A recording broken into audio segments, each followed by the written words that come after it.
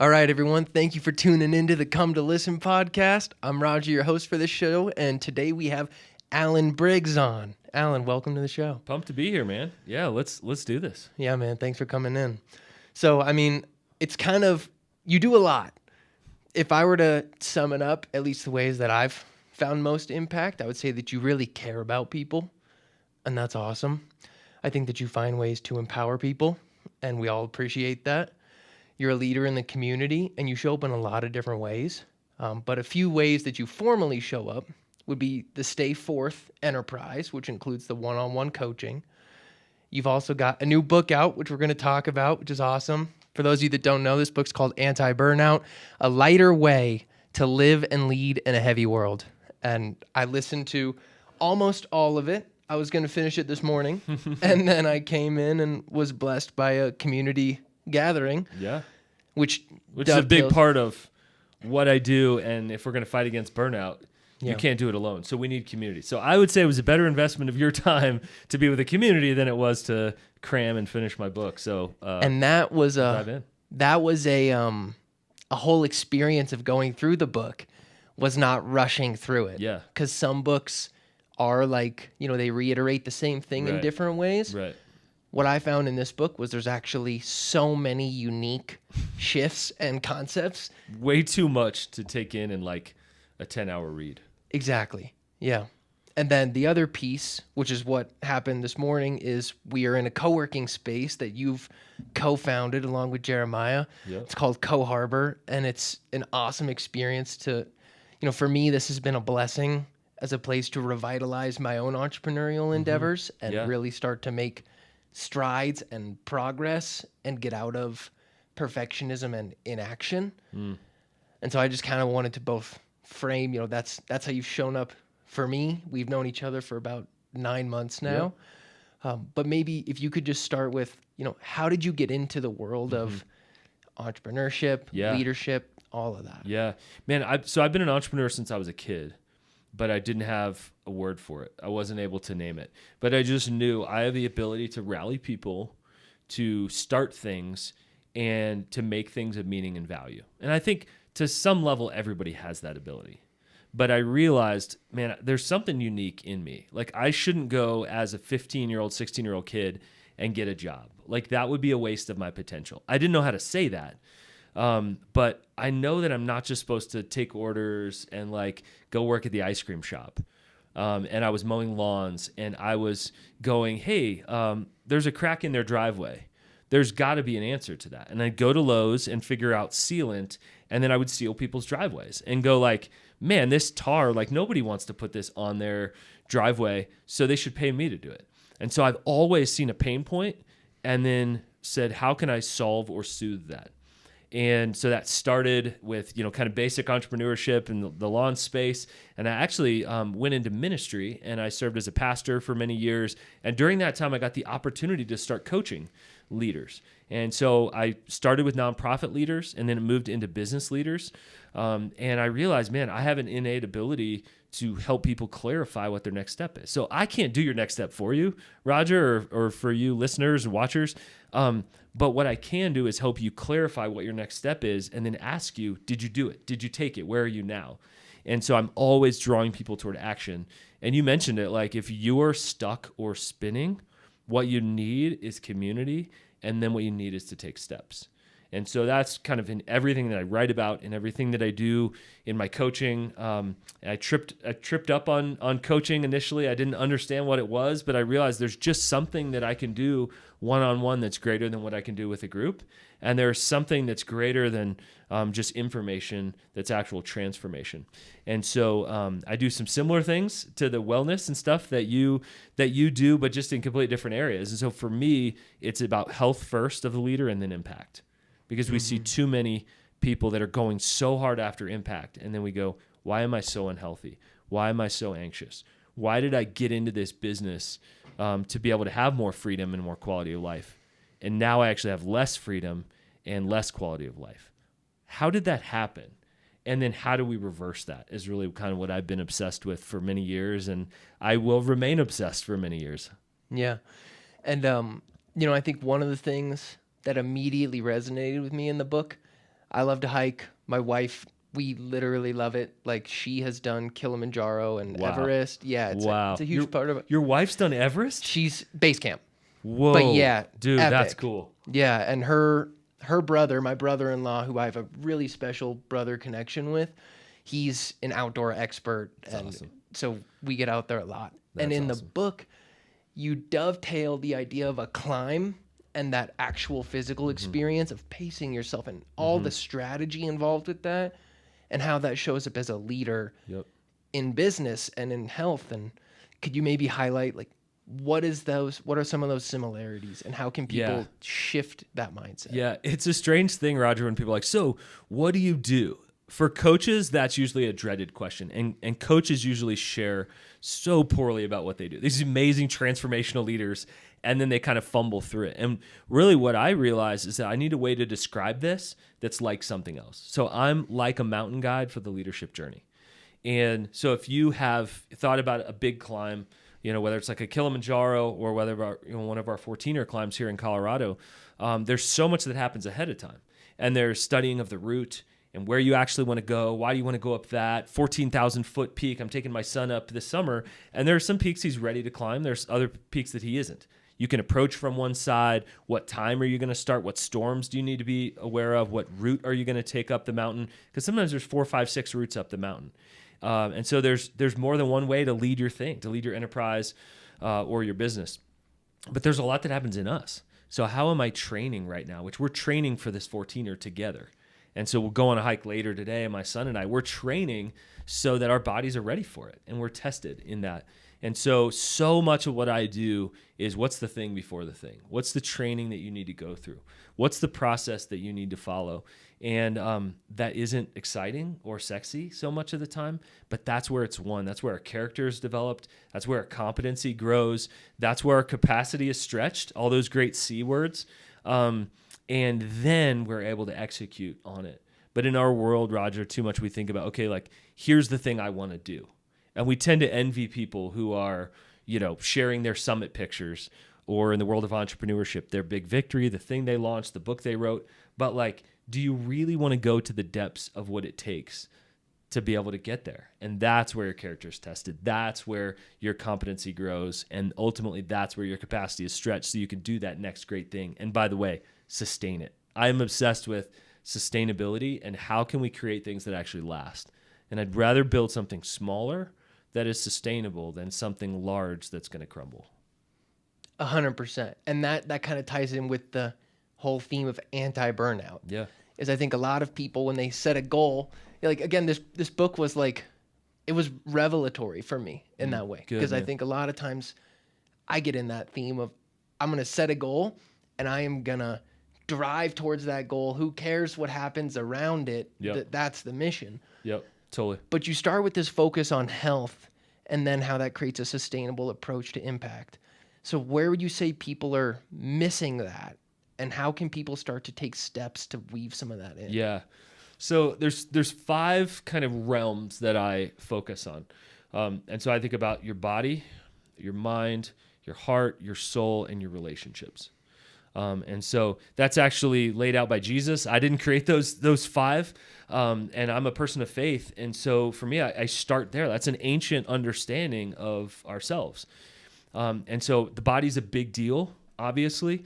And so I touch on things like rest and exercise and replenishment and diet and those kind of things. I don't claim to be an expert there, but it's incredibly important. We need experts like you in that wellness space to help us understand, how do we optimize that? But I see leaders undervalue their body so many times. Like, we're just a brain on a stick. Mm-hmm. And many times that looks like then us being lethargic, overweight, can't put the same energy that we need to into something. So your mind's not going to be at peak capacity if your body's not at peak capacity.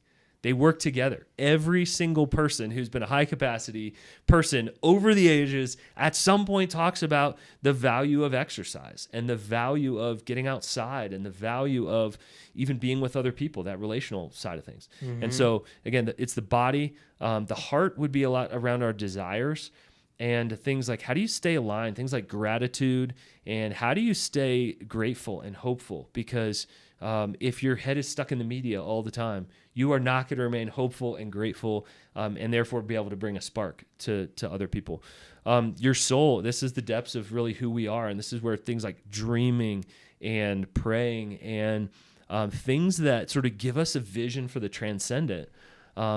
It's hard to lead. It's hard to lead a business or serve a family if we don't know, like, this is why this actually touches eternity and deeply matters. And that's one that a lot of leaders are missing, because make a lot of money, that's not a vision. Yeah. Change a lot of people's lives. Okay, dig deeper. Why? Why does that actually change the world? Why do you want to change people's lives? How do you want to change their lives? And then mind, like, how do we just cultivate and curate our mind regularly? And that's things like curiosity and growth. I have 6 things I track in my life every single week, and one of those is growth. How many hours am I working just on me? And that's not here where I'm like leading a podcast or leading an event. That's literally, I was sitting with my coach, my business coach, kind of getting my butt kicked yesterday. And I'm soaking in and growing and being stretched and being humbled and all those kind of things. And learning with great people here at Gathers, or at Co-Harbor, is part of that. And then relationships is that 5th area. And for me, that's just invaluable. Like, if you want to go the long haul, you just can't do it on your own. You may be able to do pieces of it on your own, but you cannot do it in isolation. There's a loneliness epidemic right now in addition to a burnout epidemic, and guess what? They're connected. Mm-hmm. Because the lonely leader, what do? We spin in our minds and don't get stuff done. We feel like we're alone. We feel like everybody's against us. We can get cynical and skeptical, as opposed to, like, this morning we were in a gathering, Roger, and we all lifted. Like, during that time, you could just feel that being together, people like me who care about similar things, who are taking it on the chin and doing some hard stuff, there's just something, we left lighter and more encouraged, right? You could, like, feel it in the room. 100%. Yeah, and I think on that solo journey, like that lone wolf entrepreneur mentality, there comes that self-critical, I'm just not working hard enough. I think people like Jocko Willink are amazing for that, like, discipline theme. He's done more by like 6 a.m. than most people do in a day. Totally. But a lot of that skips the relational, communal, you mentioned faith in scripture, and as iron sharpens iron, so one man sharpens another. We get to lift each other up when we get around people that are also going through it. Yep. And on that, you mention in the book, loser communities, just I'm always crushing it, and then like real authentic connection. And one of the things that you do outside of all the other things you do is you host these fireside gatherings at your home, and they really kind of hit that space. So what is real community connection? Yeah. And then how can people cultivate that? Yeah, so the spectrum kind of on one side is like the braggart communities, where you step in and a few people feel like they're kind of head honchos in there, and everybody else feels like crap because they start to throw out numbers like, oh, we grew by 50% in our business over this quarter, and we're hitting 5 million, and and everything feels so unreachable, and so you immediately feel discouraged. So those braggart spaces, which I'm not even sure if a lot of those numbers are real that people throw around. Frankly, LinkedIn can turn into this braggart kind of space where it's like pictures of me crushing it and taking names over here. So that's not helpful and really discourages people. But it seems that we have swung the pendulum to this other side completely. That is, I'm going to share how hard everything is, how hard business is, or my nonprofit is, or my family is. And so what we think it's vulnerability, but it's pseudo vulnerability over here. And actually, it's pretty oppressive because we don't feel like we can celebrate something. I had something amazing happen through an email this morning that was an absolute gift. And I immediately emailed to my team because we need to celebrate, because we know plenty what the hard stuff is. Mm-hmm. My wife and I, we need to celebrate when our kid does something that we're like, man. And so a few weeks ago, my kid did something amazing, and we're like, look what's happening. Because it can be so easy not just to focus on everything has to be great, but actually the other side. For whatever reason in our world right now, it's safer to just say, oh yeah, we're all losers and nothing's actually going well. And that's how we try to bond with people. Instead, right in the middle, healthy community, we need to be able to celebrate and to grieve together. And so I'm a leadership coach full-time. And so if I can't help people celebrate, that's not a healthy space for them to be in. But if I also can't wade through the hard stuff with them, through the muck and mire, then I'm just Pollyanna, and I'm just looking for the good stuff and, trying to lift people toward hope and optimism. And so we don't need over here this pseudo hope and optimism. We don't need this pseudo vulnerability. We need both to live in that tension. That's why I love hosting gatherings, whether it's here at Gather in my backyard, where I go, Roger, tonight you're not a leader. You're just a person. And you're valued. You're loved. Just grab some food, talk with some people. And this is not networking. We're not handing our business cards out. Just be a person tonight. And there's just something incredible about those spaces. Yeah. Yeah, that also ties in, you mentioned in the book, work from rest. Don't work to rest, or it's this reframe of life is about living, and work can allow us to do that. Mm-hmm. And we can still have these missions, but our purpose is greater than just the project that we're working on in this immediate time. And so what is that, how, I think a lot of people identify with the success of whatever projects that they're working on. Mm-hmm. And that's their ego or their mask that they wear. Yep. But what's beneath that is the core of who they are. And there's a lot of vulnerability in that. But like Brene Brown says, there's that courage to be vulnerable and your whole life opens up. So how can people start to not identify with their successes or their outcomes and kind of shift to more of that core? Yeah. What's interesting is that I'm actually going to get us to not say outcomes are bad and don't focus on them, but change the outcomes or broaden the outcomes you're looking at. For example, right now, I feel like I'm showing up really well for my family. And one of the things that I do is lead people on adventures. And it would be a shame for me to lead a lot of other people on adventures in their profession, in their life, in their career, and do things like life planning and retreats up in the mountains, and not do that for my kids and not do that for my own wife. And so there's two things I'm proud of is that I'm leading my son through this rite of passage process right now as he's 12 and he's moving toward being a teenager. And we're about a month away from finishing that. And it's been an incredible process. And I'm very focused on doing that well. But I was out on kayaks yesterday on a lake on a beautiful day. And, it's 3:00. And I have more work to do, right? I run 2.5 businesses. There's always more work to do. But choosing to say it's a bad idea to be on a laptop while you're in a kayak. And just to say, I'm fully present right here, toes in the sand on a little beach here. And also just changing the metrics with my wife and I and saying, how much are we connecting and how much are we going on dates and how much are we getting time away from the kids? Took a whole 9 days off of work. And I'm coming back feeling not just refreshed, but more creative, more sharp. My problem solving abilities higher. And the rest of the day, I've got some problems to solve. As always, I'm an entrepreneur, but I come at it with a fresh perspective on that. So I would say outcomes are not bad. We just need to make sure that they're not just limited to the professional. And so our vocation is so much bigger than our profession. So I have a vocation as a dad. I have a vocation as an involved citizen to my city here in Colorado Springs.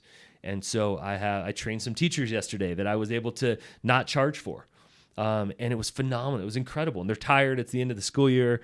And I'm able to go on a couple of radio programs, later on because I have the capacity and space within there. And I haven't scheduled my, calendar 100% full all the time. I would actually like to do that. Let's have a conversation on the air. So those are a couple things I think about. Just widen what we're measuring.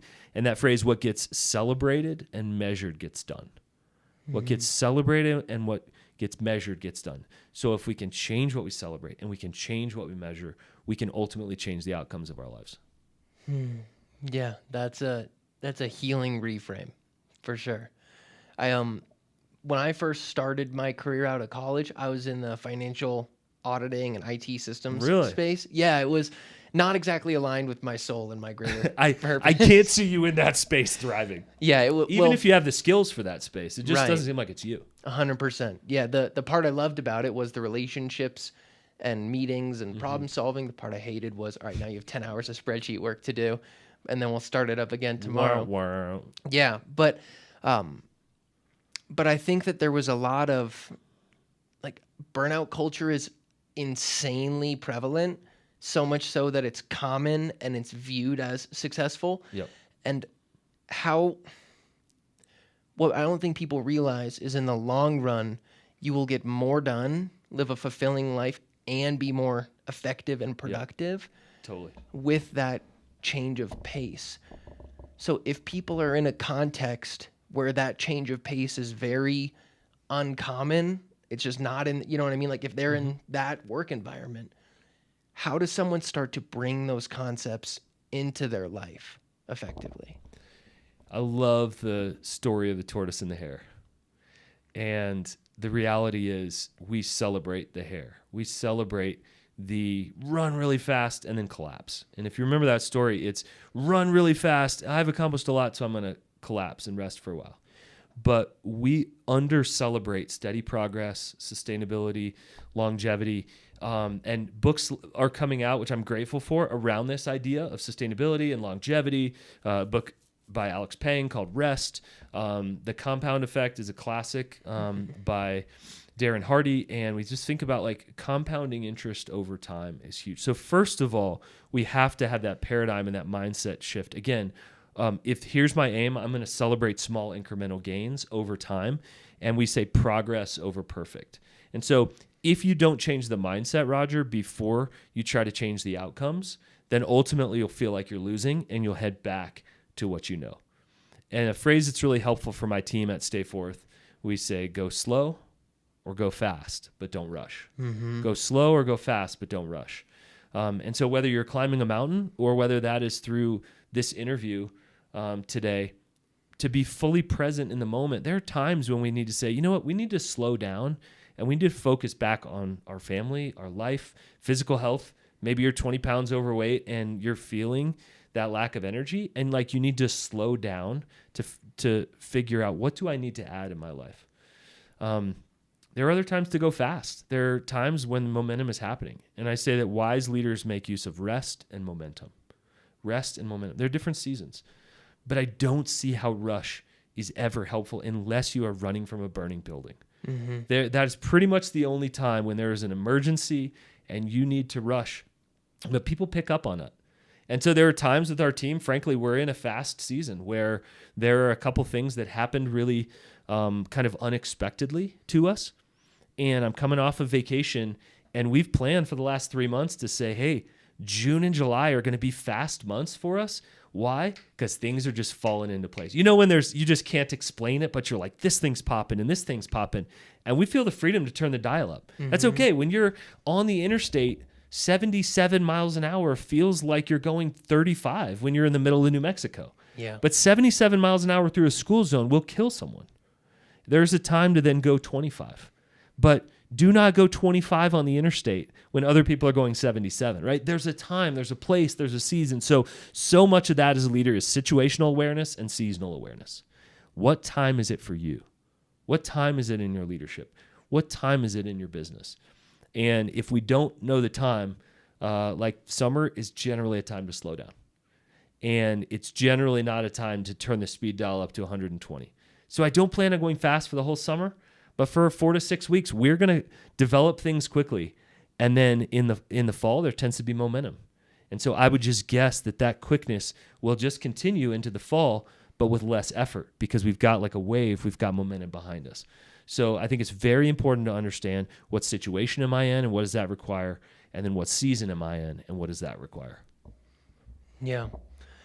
I feel like one of the almost constant themes, both through the coach, I almost felt, because I do know you, and the audiobook is your voice, like I was in kind of a mini coaching session the whole time. That's the goal. It's literally like the cheapest coaching you could ever get for leadership or life. That's literally. The goal. And it has the reflection questions in each of there's probably about, seriously, 30 different unique paradigm shifts that you go through in the book. And each of them is its own, digestible topic. Could be 6 months of work for each one of those shifts, right. Not to discourage you. Exactly. And it's encouraging because it is something to work with in life. And actually that ties into the end goal versus what's your rhythm and your process and where do you find fulfillment in that. So that's one question I'd have then is how do people shift from end goals, sequential things, to life rhythms and process and making that their focus. Yeah. I like to zoom out with people, Roger, and say, what is the good life for you and for your family 5 years from now? Sometimes 2 years from now is helpful as kind of a smaller thing as well. Side note, when you started the book with that, I had to really turn my gears there because I had not been present with that vision. And I'd been in operating mode. And all of a sudden I was like, wait a minute. I have a very vague picture that I thought was clear. And so I really started to gain more clarity. It shakes you. And when you change the question, then you change the outcome. When you change the question, you change the outcome. What is the good life for you and your family versus what do you want to accomplish professionally? When you look at the good life, then you're in context. And so yesterday, I am living the good life when I'm out on a lake, on a kayak with my son. I'm also living the good life right now, having a conversation with you that's recorded, that's impacting people on the other side of it. Both of those are true. But also having the capacity in the summer to have a little bit more freedom, that is the good life for me. Also the good life in the fall, we've got some incredible new offerings that we are offering to people that I believe are going to take off and help you take off. And so both of those are true, and all those can be true versus this narrow professionally, I'm making this much money, doing this much thing. We can be so locked in, but at the expense of our soul.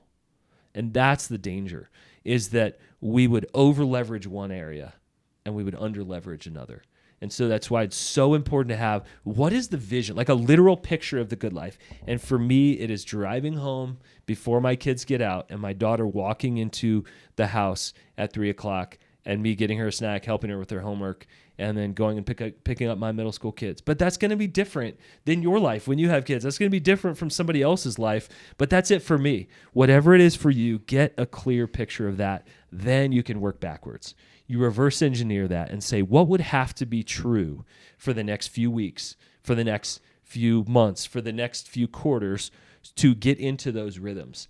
And so for me, the good life is being really active with my grandkids someday and living well like my grandfather, who I talk about at the end of this book, who's currently 97, living the good life. He's generous. He's still active, and his mind is still sharp. Well, what would have to be true?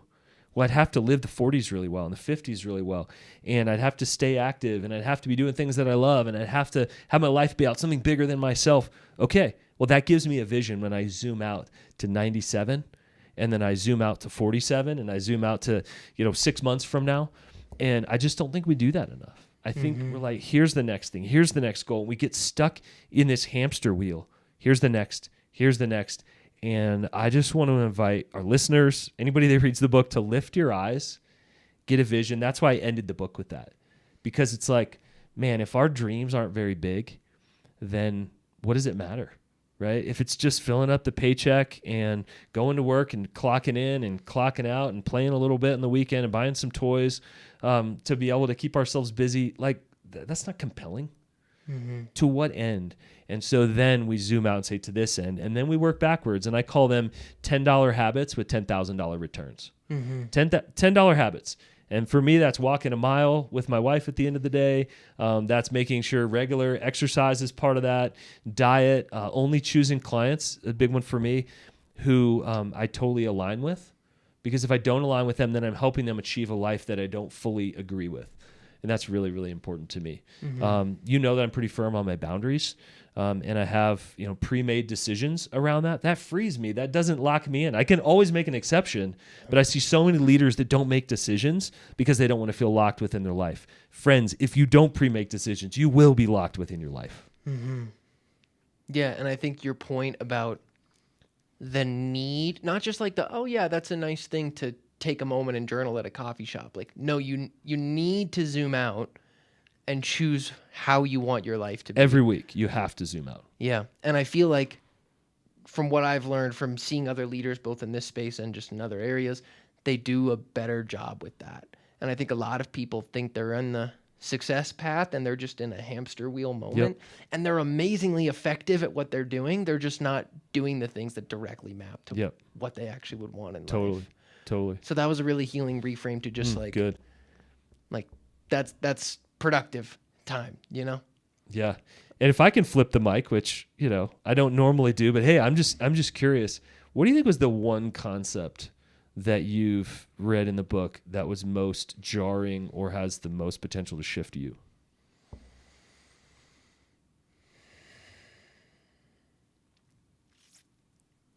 I do think it is just that concept of, okay, we just went through 40 different reframes, and I don't think I've thought about any of these in a year.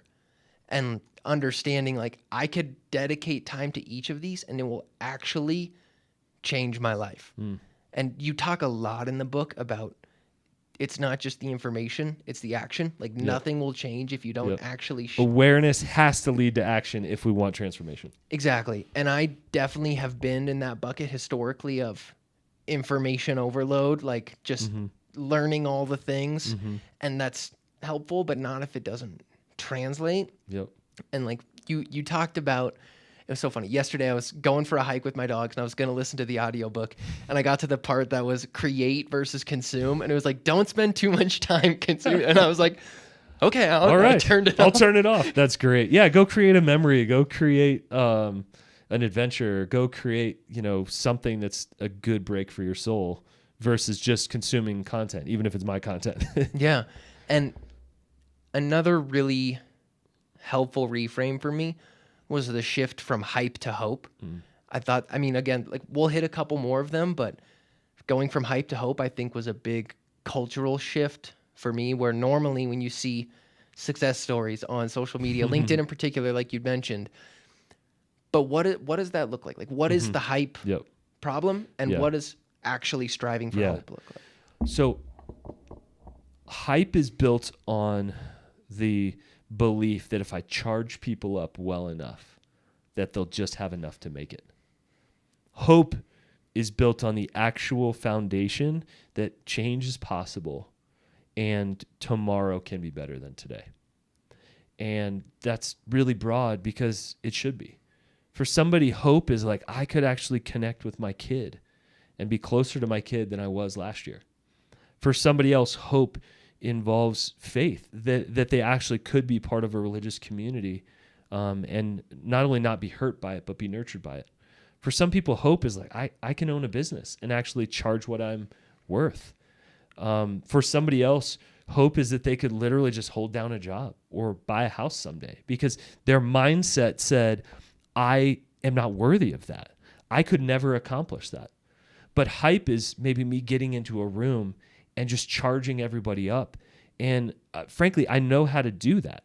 And so hope can be accidental or intentional manipulation. For a leader to get in a room and hype people up and get them in a frenzy, but not provide something on the other end of it, I believe it is the difference between dependency and empowerment. We can be so dependent on hearing from my next book, my next podcast, and that's not what I want. We have a podcast. I don't want that to be that. I don't want it to be like, without Alan, I could never, whatever. No, that's dependency. And whether it's in a third world country or whether you are dependent on a voice in your life to be able to keep growing, whoa, careful. Empowerment is, let me give you enough of the tools, the situation, and the reframe to say, like, this book can actually feed you for years. 5, 10, 15 years if you continue to work those paradigms, right? Because there's continual work to be done, not just here's the information, cool. Oh, can't wait till Alan's next book comes through. What are we talking about? That'd be like 10 hours you get through the book and then you wait another 3 years or 5 years or 10 years for another book. What are you going to do in the meantime? So to me, I'm so focused on empowerment being drawing people into your next steps because you've got what it takes. Because you could actually take a step and then you have another step. And then you have the ability within you to be able to do that with some guidance from the outside. That's where we need community. But hype would be saying, hey, I got everything that you need here. And just come on back next week to the podcast. We'll tell you everything you need to know. Come on back for this thing. Come on back. Versus, let me guide you. A mountain guide for the leadership journey. The guide does not climb the mountain, carrying you and stuff on your back. It's literally just say, hey, I may have some extra gear, but like, you're climbing this thing. I don't have the ability or the desire to carry you up your mountain. And how many times as leaders do we say, I'll get you there. I'll have enough belief for both of us. And that's good for a time. But it's not sustainable. I could carry you maybe for 100 yards up a mountain and I'm done, right? Miles to that summit is going to take you training, you having a vision for it, and we go alongside together. That to me feels like empowerment, not dependency. And I think, at least for me in the roles where I lead, too often I find myself immaturely trying to put the team on my back. Sure. You know what I mean? And Yeah. carry people up a mountain. And it's Yep. exhausting. And it's also, you're not doing it the right way. Right. Like, yeah. They are actually under-living their life and you're over-living it. They're under-functioning and maybe bored and you're over-functioning. So it hurts both sides. And that verbiage brought me to another one that I loved. This idea of living whelmed. Amazing. So the concept that I took from it was there's overwhelm and underwhelm, but no one ever talks about just living whelmed. So what is that whole spectrum and how do people live whelmed? Yeah. Whelmed is this beautiful space in between I'm overwhelmed and I'm underwhelmed. I've taken on way too much, probably out of insecurity, or underwhelmed. I'm bored and distracted, probably also out of insecurity, but out of me saying, man, I have such a deep fear that I'm not enough, that I don't have enough capacity, ideas, creativity, that I'm just going to self-protect and I'm not going to do enough. I'm going to under-risk. And this idea, I'm going to over-risk because I'm fighting for my identity. Everything that I do here has to fight for the idea that I am enough. And that is a black hole. That is burnout waiting to happen. If what you are doing, you are trying to make sure that people see you as enough or that you feel you're enough, heads up, that is always pre-burnout. Right in the middle is this space of tension. And you know I love that word tension. Tension that is between, you know what, we're built to risk and we're built to stretch. But at the end of the day, that you are enough just as you are, just because you're you. And from that, we can create. Again, not resting from our work, but working from rest. And I literally came off of vacation last week. Did I come back to tons of emails? Yes. A couple of messes work-wise? Yes. Of course. It's called business and life and leadership. Yeah. But I'm coming from a space that says I don't need to solve everything now. I have a team. And you know what? Whelmed looks like me busting my butt. Whelmed looks like me living into my capacity right now. And that's less for me in the summer than it is in the fall. But it looks like me, yeah, I'm doing great work. I'm fully present with you here. I got several meaningful things to do today. And then I'll close my laptop, head home, grab dinner with my family, and then just be able to be hopefully sitting on the back porch on a nice Colorado sunset. Both can be true. And I think it's dangerous to say, I'm going to live this overwhelming life, or I'm going to live this bored, distracted, unfulfilling life over here. Friends, we have to live in the tension of the middle. And we're never going to hit it perfectly, but to me, it is worth doing, and it is worth holding that tension, not just every day, but every year. To say, I know that I've left it all on the table. I've given it the best that I got. Did I get it perfect? Of course not. But did I do some things that surprised even me this year? Yeah. And that's the kind of life that I want to have. But guess what? I want to do this for a long time. And so that's where sustainability comes in. Live overwhelmed. And you can live and accomplish things for 2, 3, maybe even 12 months. And then you will collapse at some point. And you live underwhelmed, and you're just going to have this gnawing sense of regret that you didn't do everything that you could have done to be able to add and multiply value to people around you and ultimately make this world a better place. Yeah. The what you touched on there too is this idea of managing tension versus finding balance. And you said that in passing the other day, a couple months ago, and I really sat with it a lot, and I realized how profound that is, because so often in the world of health, the idea is, you want to just be able to check all your boxes. You want your cardiovascular, your strength, your nutrition, your sleep, you want to be getting outside plenty. You want to get your fruits, vegetables, meats, everything involved. And oftentimes then you have these competing demands in your life that are also things you care about, maybe that you didn't put in the bigger picture of what matters. Mm-hmm. And then you said manage tension. And it was this idea of all of these things are always going to kind of pull. Yep. So how can people reframe that? And how can they actually start to, again, move from just the idea to that's in their life? two T words matter here: tension and trade-offs. And we have to start with life is trade-offs. So what matters more? Investing in our family or earning money in our business? Well, like, what kind of question is that? Both, right? And when we can see both, this idea of dualism in a good way, to say that both can be true at the same time, to say like, actually, if I steward my business well, if I steward my finances well, if I give my greatest contribution and can multiply value to others, money follows value. So then I can charge for those things that matter. I'm fulfilled when I'm doing them, and it also feels really fulfilling to bring a paycheck home to the family. Then that can serve the family so that I don't have to be working 85 hours a week to be able to work, 2 and 3 side jobs or side hustles to make that happen. And so those two things fit really, really well together. But if all the time I invested only in my family, I'm not independently wealthy, and I have to actively work to be able to earn those things. It also models it to my kids. My son is actually here at work with me today and gets to see Dad does these things to be able to create value and meaning in the world. And that's how things like mortgages get paid. That's how we go to Costco and, buy, everything's expensive right now. Yeah. And so instead of complaining that everything's expensive, to say, well, I'm going to apply myself a little bit more to my work so that I can make these here. So that is the importance of dualism, to say two things can be true at the same time. And I think that's maturity, to see that's a trade-off. Now, I'm not saying that I would never work a lot in a season. Maybe there's a season where it makes sense based on a future goal that you have.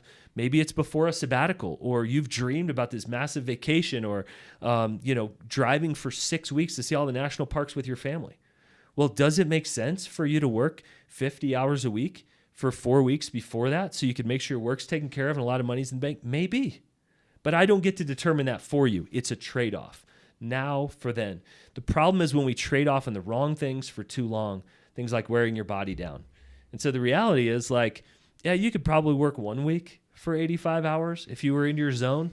I wouldn't recommend that you do that regularly. And some people have chosen the 4-day work week, and then that's a trade-off to them. And so I think it's incredibly important to not judge ourselves or judge other people from the outside on that, but to say, again, what is the good life for me? Based on that, what are my priorities? I work backwards. How do I actualize that each week? And that lives tension. A good life is full of tension. Most of these things I talk about in this book, they are not problems to be solved. They're tensions to be managed.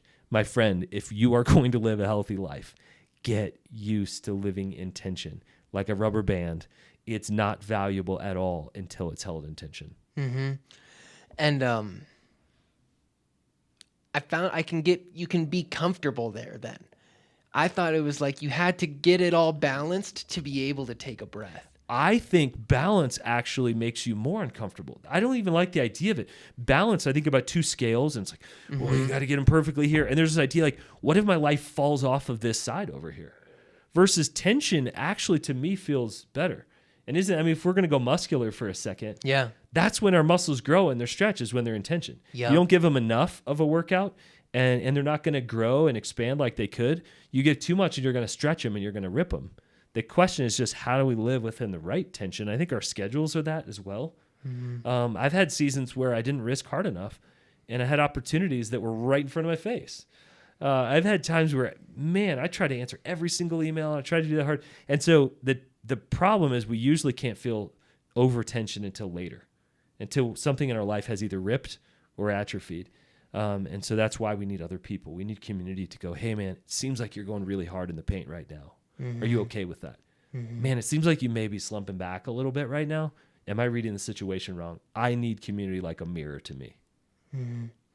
Yeah, when we were at that last fireside gathering and we went around, and out of the 25 people there, 20 of them said right now they're focusing on being a good father and husband. It's encouraging. It was because I show up in these spaces, and I got married almost a year ago. Don't worry, I've got plans.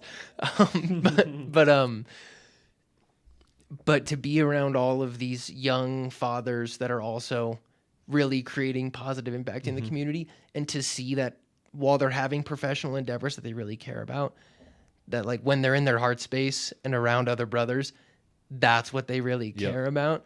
It's just such a heartwarming thing. And again, it goes back to that reframe of like, your life is so much more broad than what you're doing. And if you're just focusing on your day-to-day work, you're going to feel burnt out when these other things that you weren't even aware were tensions to manage all of a sudden are out of it. Those were their answers. But what's interesting, again, is you change the question, then you change the answers. The question was, what do you care a lot about right now? And that was the answer. But if I said, what's your name and what do you do professionally, then we would have started sizing each other up around there. Like, oh, I do this and we'll do that. And here's the industry they're in. And I don't like them because they're a mortgage person or a real estate person or a health person, whatever. We bring our biases in. But in that moment, there's connection where you're going like, yeah, when I'm a dad, that's the kind of dad I want to be. Those are all world changers and community changers around there. And so those are not underperformers. And so, again, when we change the question, we change the answer. And when we get a different answer, we have a potential for connection, and we started in a different spot. And throughout that night, that's one reason that those nights are so beautiful, is because it isn't professional networking around a fire. It's let's get to know each other, and then eventually we'll find out what we do professionally. But that's just a detail. That's not actually the main stage. Mm-hmm. And it's a healing reframe that I think a lot of people really, really will benefit from. One of the things I think you do well with others is you help them. You mentioned clarity as opposed to certainty, and you help people get to clarity. Could you expand on that? How can people go for clarity, but at the same time not worry about certainty?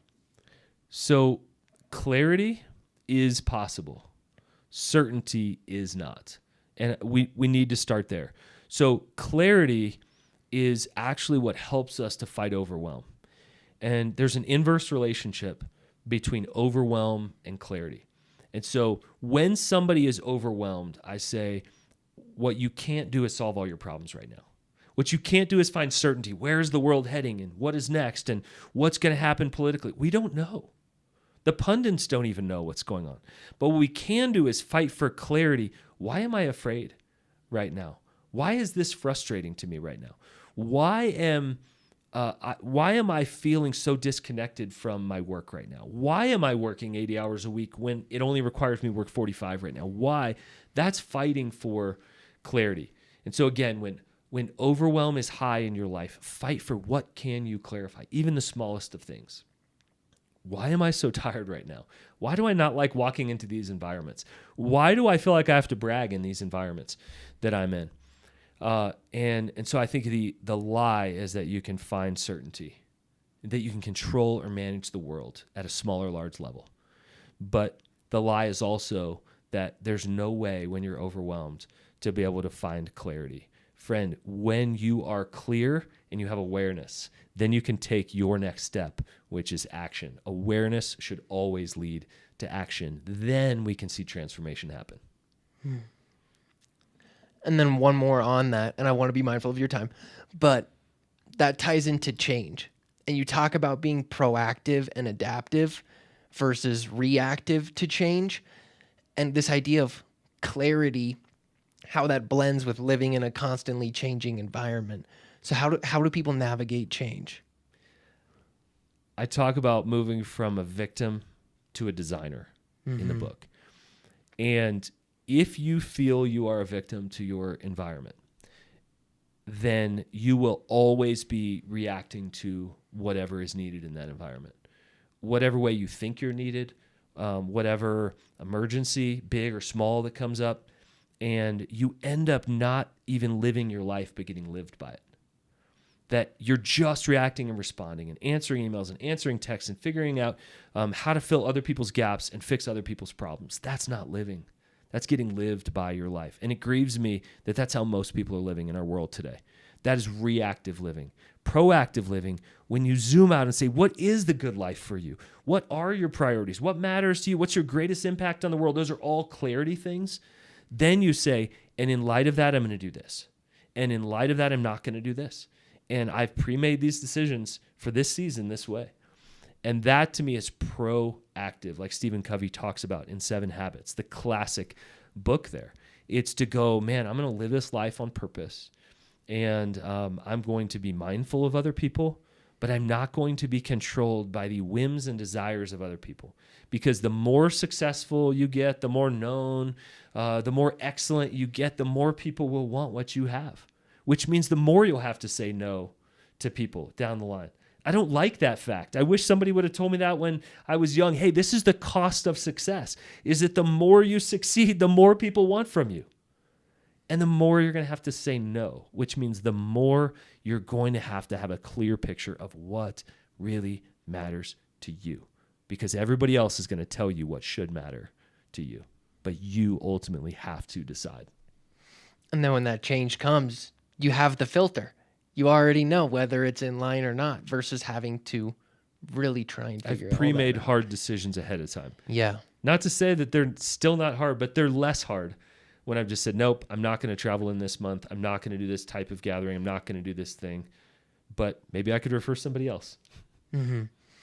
And then I love that third option idea too, right? It's not always black and white. Yeah. You do a really good job, back to clarity, of being clear on what impact you want to have in the world. And you're very intentional with what you do. What is your intention with the book, with the work you're doing? Like, what impact are you trying to have? Yeah. I want somebody to slowly work through this book. Like my friend Chantel, who said, I haven't made it through the book yet. And I said, good. Mm-hmm. You've said something similar. There's a lot to do in there. And I said, good. I don't want you to rush through that.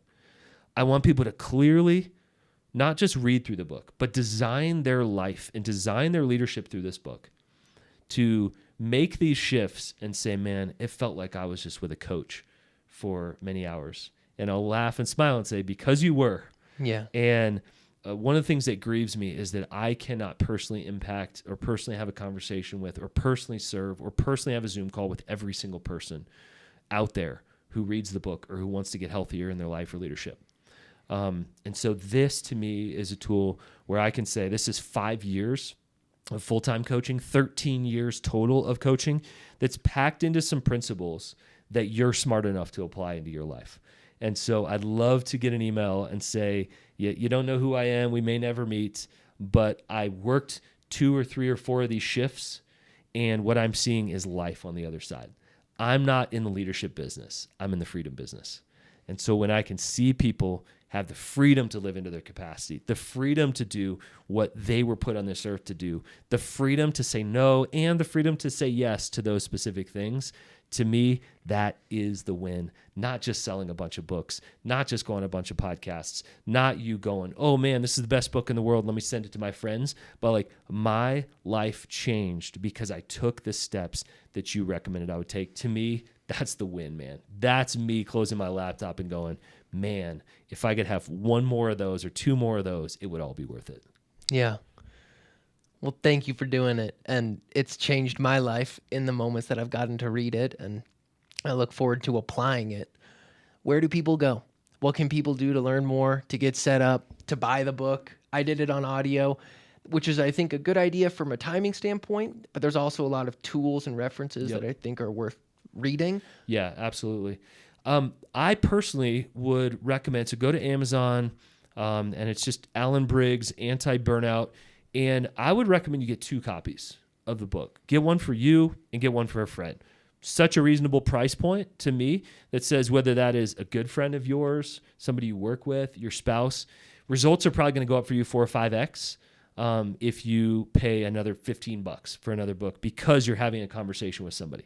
So I recommend get 2 copies of the book and mark it up like crazy. There are QR codes in there. By the way, we used to sell tools. For 1 tool was more than the whole cost of this book.